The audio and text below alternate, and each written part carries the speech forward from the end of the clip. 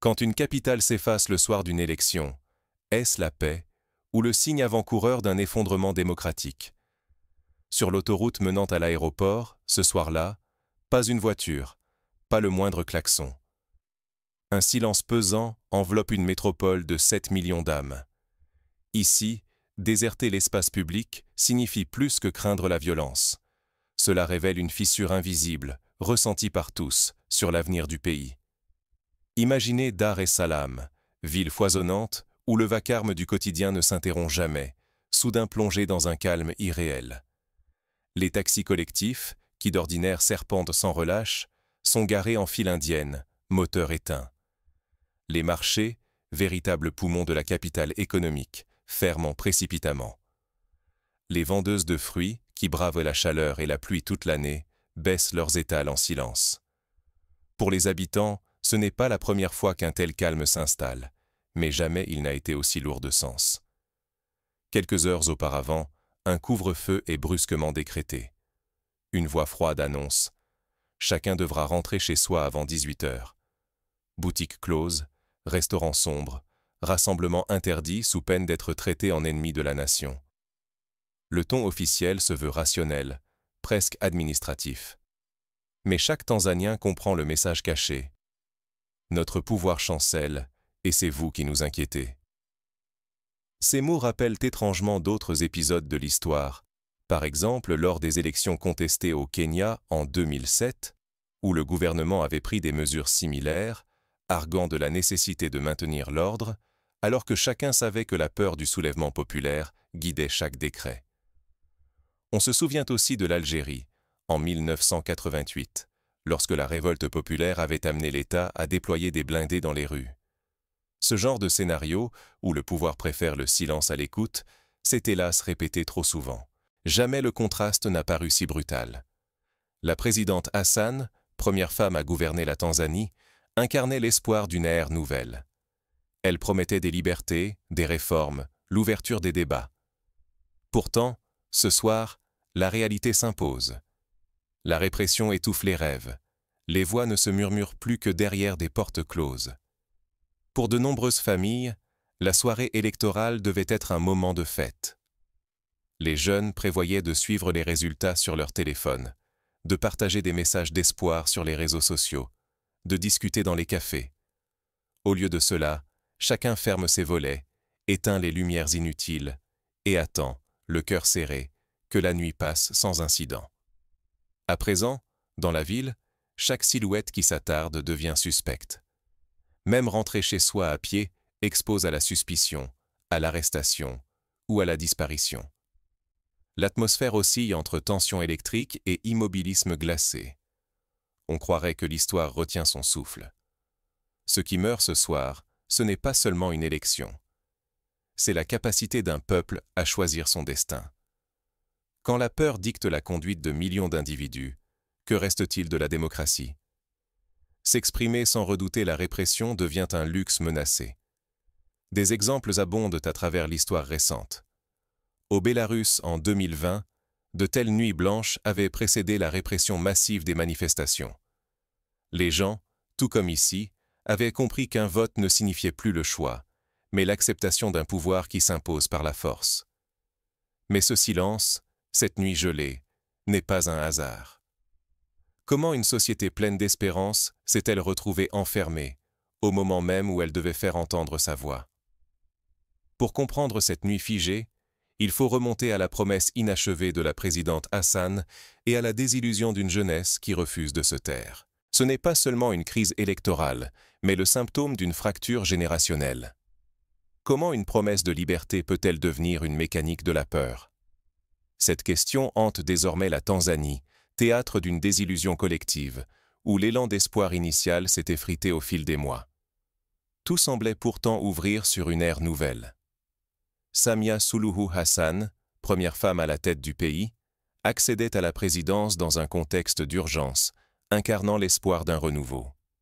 Elle promettait la libération des opposants, la réouverture des médias bâillonnés et l'instauration de dialogues citoyens. Durant les premiers mois, son arrivée fut saluée comme le signal d'un véritable tournant. Les signes ne trompaient pas. Des exilés revenaient, des journaux retrouvèrent la parole, des débats publics réunissaient partis et sociétés civiles. L'enthousiasme débordait, dépassant les frontières. La communauté internationale voyait en la Tanzanie un exemple rare de transition apaisée, un modèle de réforme au sein d'une Afrique longtemps marquée par l'autoritarisme. Ce climat rappelait les lendemains de la chute de Ben Ali en Tunisie, quand la société civile reprenait la parole après des années de censure. Les universités s'animaient, les radios indépendantes naissaient. En Tanzanie, quelques mois durant, on a cru à ce même souffle de liberté. Mais, peu à peu, la réalité s'est grippée. Les premiers craquements furent presque imperceptibles. Les leaders de l'opposition furent mis à l'écart, rarement pour leurs convictions, mais pour des prétextes techniques. Défauts administratifs, irrégularités procédurales, problèmes d'enregistrement. Les médias, libres sur le papier, se heurtaient à des limites invisibles. Chaque critique pouvait être sanctionnée, non pour son contenu, mais au nom du respect des normes. Prenons l'exemple d'un quotidien populaire qui, après avoir publié un dossier sur la corruption dans les marchés publics, s'est vu notifier une suspension pour manquement à la déontologie. Officiellement, il s'agissait d'un malentendu administratif. Officieusement, chacun savait que la ligne rouge avait été franchie. Même les élections, affichées comme ouvertes, restaient sous contrôle. Des règles toujours plus rigides rendaient les résultats prévisibles. Chacune de ces mesures semblait modérée, presque raisonnable prise isolément. Une arrestation motivée par l'ordre public, une fermeture de journal justifiée par la procédure. Pourtant, mise bout à bout, elle dessinait un paysage où la liberté reculait sans bruit. Ce glissement n'a rien eu de spectaculaire. Loin des coups d'État ou des interdictions massives, c'est dans l'accumulation de petits renoncements que la démocratie s'est effacée. L'espace civique s'est refermé, lentement, jusqu'à ne laisser subsister qu'une façade où tout semble normal, alors que l'essentiel, la liberté de contester, d'inventer, de rêver, disparaît. Nous retrouvons ce scénario ailleurs. En Russie, sous Vladimir Poutine, la société a vu ses marges de manœuvre se réduire à coups de lois techniques, de fermetures administratives, d'intimidations ciblées. En Turquie, la presse libre a été progressivement étouffée par les tribunaux et les amendes. Ce sont des stratégies de l'érosion invisible, bien plus efficaces et discrètes que la répression frontale. Le vrai péril, c'est l'accoutumance. Quand la peur s'installe, la résignation suit. Les citoyens apprennent à se contenter de simulacres, débats sans enjeu, urnes sans surprise, journaux sans mordant. Ce scénario s'est répété ailleurs sur le continent. Promesses lumineuses, puis reprises en main progressive, jusqu'au retour d'un contrôle serré sur la vie publique. Mais la Tanzanie, comme l'Afrique tout entière, fait face à une génération nouvelle. Jeunesse connectée, informée, impatiente. Elle refuse la docilité et l'illusion de la démocratie.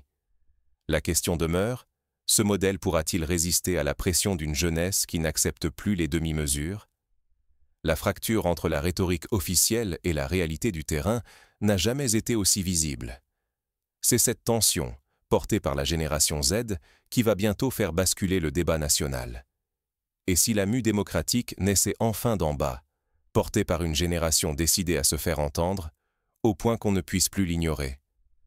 Tout commence dans le bouillonnement discret des forums universitaires. Là, la génération Z se retrouve, loin des regards officiels, pour poser les questions que beaucoup évitent en public. Pourquoi la commission électorale reste-t-elle entre les mains de la présidence? Où sont passées les garanties pour la liberté de la presse? Qui défend réellement l'accès aux droits élémentaires? Sur les réseaux, la contestation s'organise en silence. Les messages codés, les liens partagés, et surtout une conviction partagée. Il faut demander des comptes. Derrière des débats en apparence anodins, les jeunes exposent l'écart béant entre les promesses de réforme et le contrôle toujours plus strict. Rapidement, la peur change de camp. Les autorités réagissent par une répression insidieuse. Présence policière sur les campus, surveillance numérique sur WhatsApp ou Telegram, arrestation pour troubles à l'ordre public, là où il n'y avait que des débats. Les figures contestataires deviennent des cibles, surveillées, menacées, parfois enlevées. Citons l'histoire de Rehema, une étudiante de l'université de Dar es Salaam, arrêtée après avoir diffusé en ligne un extrait de débat sur la transparence électorale. Son cas n'est pas isolé. D'autres, comme Joseph, animateur d'un podcast politique, ont vu leur matériel saisi sans explication. Ces actes, loin d'être anecdotiques, sèment la peur mais aussi la colère. Mais la génération Z maîtrise la solidarité numérique. Chaque abus est documenté, chaque tentative de censure contournée. VPN, plateformes alternatives, campagnes coordonnées pour attirer l'attention internationale. La technologie devient à la fois bouclier et accélérateur. Les frontières tombent, l'indignation circule plus vite que la peur. Prenons le cas du hashtag #ChangeTanzania, lancé en 2022, qui a permis à des milliers de jeunes de relayer des vidéos d'abus policiers, obligeant les médias internationaux à s'y intéresser. L'utilisation de groupes chiffrés sur Signal ou Telegram protège les échanges, même quand Internet est ralenti ou coupé localement. L'État, d'abord dans le déni, tente de minimiser l'ampleur du mouvement. Sur les plateaux télé, il accuse les jeunes d'être manipulés par l'étranger. Quand la rhétorique s'épuise, la répression s'intensifie. Dispersion violente, arrestation par dizaines, parfois coupure totale d'Internet pour étouffer toute trace d'organisation. À chaque escalade, le coût humain et économique grimpe. Les rues se vident, les commerces ferment, des familles perdent leurs revenus, l'isolement numérique ajoute à la frustration. La vie quotidienne devient incertaine, tendue à chaque notification, chaque rumeur de coupure ou de descente policière. Pourtant, la jeunesse ne cède pas. Au contraire, elle sent la trahison de la confiance, la promesse de démocratie dévoyée en piège. Mais loin de se soumettre, une génération entière refuse la fatigue et la résignation. Son combat dépasse les lois et les urnes. Il s'agit de défendre le droit de rêver, d'exiger des comptes, d'imaginer un autre avenir politique. L'enjeu est colossal. Si cette vague échoue, la jeunesse sera muselée, privée d'avenir et de pouvoir sur son destin. Mais si elle persévère et s'organise, elle peut briser le cercle de la peur et ouvrir la voie à une autre conception du pouvoir, fondée sur la responsabilité et l'écoute. Mais la bataille ne se joue pas seulement sur les campus ou en ligne. Dans l'ombre, le pouvoir prépare la riposte, prêt à tout pour préserver le statu quo. On l'a vu au Soudan en 2019, lorsque les militaires, après avoir promis une transition démocratique, ont brutalement dispersé les jeunes sur la place du sit-in à Khartoum. Mais là aussi, la jeunesse a persisté, forçant la reprise du dialogue et l'ouverture d'une nouvelle phase de négociation, même si le chemin reste semé d'embûches. Sommes-nous à l'aube d'un véritable basculement ou simplement d'une nouvelle désillusion pour la jeunesse africaine? En Tanzanie, l'histoire semble se rejouer, comme un écho lointain du Cameroun de Paul Biya, de l'Ouganda de Yoweri Museveni ou du Zimbabwe d'Emerson Mnangagwa. Partout, la démocratie paraît n'être qu'un décor, tandis que le pouvoir réel se transmet de main en main dans le même cercle restreint. La jeunesse observe, compare, comprend. L'alternance n'est souvent qu'une illusion, la répression, elle, ne ment jamais. Mais la génération Z ne se laisse plus piéger aussi facilement. Grâce à la connectivité, elle échange tactiques et stratégies par-delà les frontières. Elle apprend à contourner la censure, à mobiliser malgré la surveillance, à transformer un simple mot-clé en cri de ralliement. Ce réseau informel de solidarité numérique sert de rempart contre le découragement, même lorsque la peur s'immisce dans le quotidien. Pour beaucoup, la tentation d'une intervention militaire plane, oscillant entre espoir, celui de briser l'immobilisme, et crainte, car chaque putsch alimente le cercle vicieux où la démocratie ne gagne jamais vraiment. Les exemples récents du Mali, du Burkina Faso ou du Tchad restent gravés dans les mémoires. À chaque fois, la promesse d'un renouveau s'effrite, laissant place à une nouvelle routine d'autoritarisme. Ce qui se joue, c'est une fracture générationnelle profonde. Les aînés, marqués par les souvenirs de chaos, préférant la stabilité, même si elle coûte la liberté. La génération Z, elle, réclame un contrat social inédit. La légitimité ne doit plus se limiter à organiser des élections, mais impliquer une responsabilité réelle envers les citoyens. Elle exige une démocratie d'engagement, non de façade. la répression numérique pèse lourd sur les esprits. Voir des amis arrêtés pour un commentaire, des comptes disparaître ou l'accès au réseau coupé a un effet corrosif. La jeunesse comprend désormais que la connectivité, loin d'être seulement une force, est devenue une menace pour le pouvoir, car chaque vidéo, chaque message, chaque image peut fissurer la version officielle imposée par le régime. L'impact économique est tout aussi cruel. Pour préserver son image, le régime n'hésite pas à fermer des entreprises, couper l'accès à Internet ou sacrifier des emplois, ruinant ainsi carrières et projets. La peur que la documentation citoyenne ou les rapports internationaux ruinent la façade officielle pousse le pouvoir à s'isoler, privant le pays de ressources et d'opportunités vitales. Par exemple, lors de la coupure d'Internet en 2020, des milliers de petites entreprises en ligne ont perdu leur chiffre d'affaires, des commerçants n'ont plus pu recevoir de paiement mobile et des étudiants ont raté des examens. Ces conséquences, loin d'être abstraites, frappent chaque foyer. Dans ce contexte, la jeunesse africaine joue à quitte ou double. Elle risque de tout perdre: liberté, avenir, crédibilité, si la dynamique s'épuise. Mais elle peut aussi tout gagner: ouvrir la voie à une démocratie réelle, imposer la parole citoyenne et forcer la transparence ainsi que la reddition de comptes. Pourtant, même lorsque la répression semble tout écraser, les mouvements laissent des traces. Ils modifient la manière dont la jeunesse se perçoit, rêve, s'engage. Reste la grande question: comment transformer cette résistance en avancée durable pour tout le continent? Pour y parvenir, des étapes concrètes existent. D'abord, renforcer les réseaux de documentation citoyenne. En Ouganda, lors des élections de 2021, des associations ont formé des volontaires à filmer et archiver les irrégularités, créant une base de données indépendante consultable par les ONG et les journalistes étrangers. Ensuite, favoriser l'éducation civique. Des ateliers participatifs, organisés dans les quartiers populaires de Nairobi, ont permis à des jeunes de comprendre leurs droits et d'apprendre à exiger des comptes aux élus locaux. Ce type d'action, reproductible partout, renforce la capacité collective à résister aux manipulations. Enfin, maintenir la pression internationale.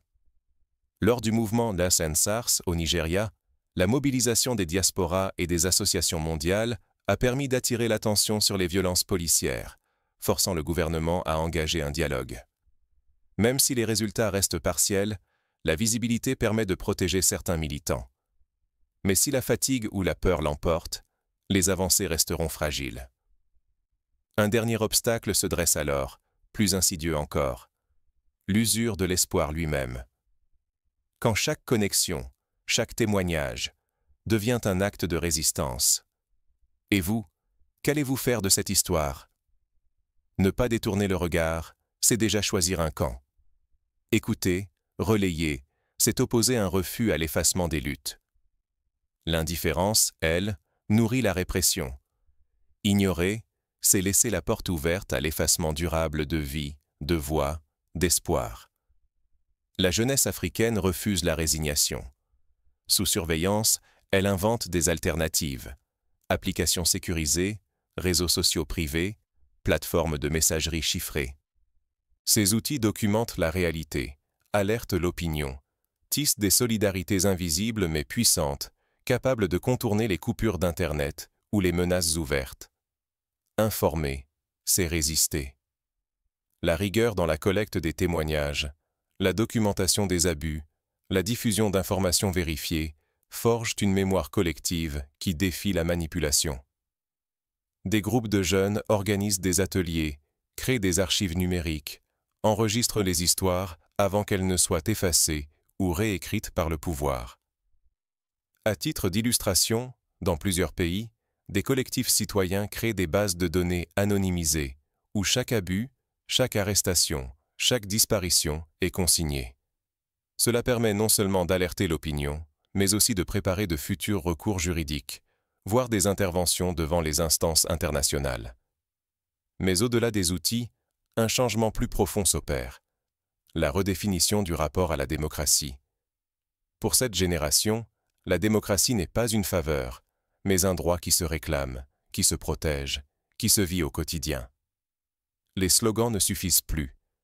Il faut exiger des comptes, Questionnez les règles, refusez la normalisation de la peur. Chaque geste compte, même le plus modeste. La persévérance devient une arme. Maintenir le dialogue, relayer un message, refuser le silence. L'histoire reste ouverte. Elle s'écrit avec chaque résistance, chaque choix de ne pas baisser les bras, même quand la victoire paraît lointaine ou impossible. Ce qui se joue à Dar et Salaam dépasse les frontières de la Tanzanie. Ce combat pour la légitimité, pour une voix qui compte, concerne Accra, Paris, Rio ou Nairobi. L'attention universelle est la meilleure protection collective. Où que vous soyez, ce récit vous concerne, car demain, il pourrait frapper à votre porte. Laisser faire, c'est être complice. S'informer, relayer, rester attentif, c'est déjà agir. La vigilance est la première ligne de défense contre le retour du silence et de la peur. Comment clore ce chapitre sans éteindre l'élan? Il reste à transformer cette prise de conscience en mouvement durable, et à voir quel rôle chacun d'entre nous acceptera de jouer dans cette histoire en train de s'écrire. Mais ce soulèvement n'est pas qu'une affaire de technologie ou de mobilisation. Il expose une fracture bien plus profonde. La question demeure, jusqu'où cette génération est-elle prête à aller pour redéfinir les règles du jeu politique sur tout un continent? Refuser la résignation, c'est déjà entr'ouvrir la porte du changement. Aussi longtemps que la peur, la lassitude ou l'habitude dictent nos gestes, rien ne bouge. Mais dès l'instant où l'on refuse de plier devant l'injustice ou le silence, une brèche s'ouvre vers un avenir différent. En Tanzanie aujourd'hui, ce choix n'est plus abstrait. Il s'impose à une jeunesse lucide, qui mesure l'écart entre les discours de réforme et la réalité. Génération Z, étudiants, entrepreneuses et entrepreneurs, citoyennes et citoyens connectés, tous sont face au dilemme, agir ou se replier. Face à un État qui verrouille le débat et manipule les institutions pour préserver ses privilèges, rester passif équivaut à laisser l'histoire s'écrire sans eux, à perpétuer un modèle où la démocratie n'est qu'une façade fragile. L'enjeu n'est pas seulement la prochaine élection, ni la succession d'un visage par un autre au sommet de l'État. C'est la survie même de la capacité à rêver, à contester, à peser sur le futur. Chaque renoncement, chaque silence imposé élargit le fossé entre gouvernants et gouvernés, prive la jeunesse d'opportunités et érode la crédibilité démocratique du pays. Celles et ceux qui s'engagent, sur les réseaux sociaux, dans les universités, parfois dans la rue, portent un autre projet. Une société où la légitimité ne se décrète pas, mais se mérite par la responsabilité et la reddition de comptes. À chaque voix qui refuse la résignation, la carapace du pouvoir se fracture. L'immobilisme que l'on croyait éternel vacille. Évidemment, le risque est immense. Se taire, c'est choisir le camp du silence, abandonner à d'autres le pouvoir de décider, accepter que la peur l'emporte sur l'espoir. S'engager, c'est s'exposer à la répression, au rejet, à l'isolement, parfois jusqu'à l'exil. Pourtant, sans ce courage, rien ne change, et l'on condamne non seulement sa génération, mais toutes celles à venir, à subir la même histoire, répétée sans fin. La crise tanzanienne n'est pas une anomalie, mais un avertissement venu du futur, un miroir tendu à tout le continent. L'enjeu dépasse Dar es Salaam ou Mwanza. Il concerne chaque jeune Africain, chaque famille qui rêve d'un vrai contrat social. Refuser la résignation ne résoudra pas tout d'un coup, mais c'est la rupture nécessaire pour qu'un nouveau chapitre s'ouvre enfin. Ce choix appartient à chacune et à chacun. Refuser la passivité, c'est s'offrir la possibilité d'espérer, d'imaginer, d'agir. L'histoire de la génération Z tanzanienne commence à peine, et son écho résonne déjà bien au-delà de ses frontières. Ce qui se joue ici, c'est la définition même de la démocratie africaine de demain. Une démocratie vivante, responsable, forgée par le courage de celles et ceux qui osent dire non au silence. Alors, quelle sera votre place dans cette histoire en marche? Rester spectatrice ou spectateur, c'est accepter le récit imposé.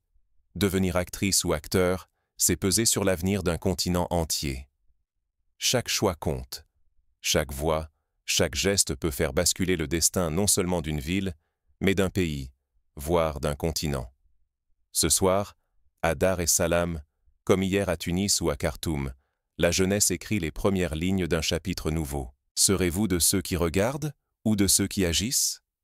Et si, à votre tour, vous partagiez ce récit, vous documentiez les luttes de votre entourage, vous donniez la parole à celles et ceux que l'on veut faire taire?